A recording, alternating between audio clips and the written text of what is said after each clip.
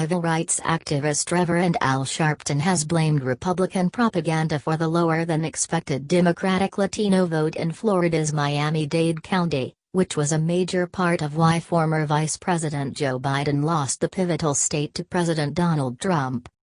The quote, "We don't have the same dynamics that we have in Florida where you have like in Miami-Dade.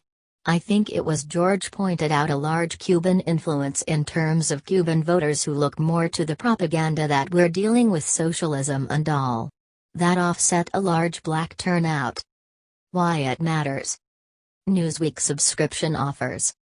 Democrats are looking for answers after Biden's underperformance with Latino voters, especially men, who turned out in larger-than-expected numbers for Trump.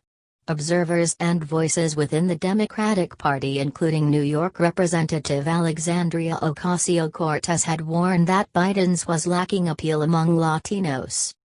In southern Florida in particular, the lower Democratic Latino turnout meant the president carried the state by a decent margin.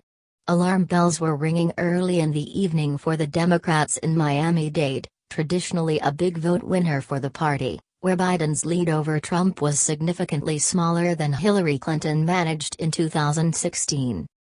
Read more.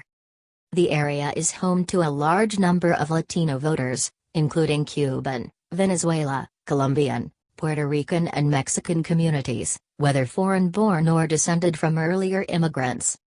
Cuban and Venezuelan exile communities are influential in the state's politics. Both fled left-wing governments in their home countries, making them a fertile ground for GOP warnings about the Democrats' alleged socialist tendencies. Sharpton made his remarks while discussing the outstanding vote in Georgia and North Carolina. Trump is leading slightly in both states, which could prove pivotal in the race for 270 Electoral College votes. It is not yet clear why Biden underperformed with Latino voters, nor how much concerns about socialism drove Trump's unexpected performance with this demographic.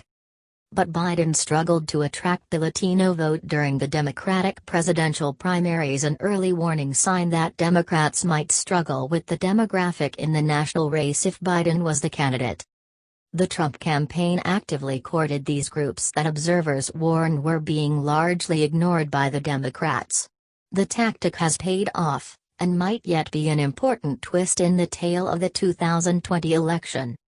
Biden's lack of popularity among Latino voters was an existing problem, even outside of largely inaccurate socialism smears from the GOP on his platform. Cuban Americans in particular were already trending towards Trump. It was said ahead of the election that this group was breaking for the president by some 20 points. According to Mark Lopez, the director of Hispanic research at Pew Research Center, though, this is partially explained by Trump's anti-socialist rhetoric.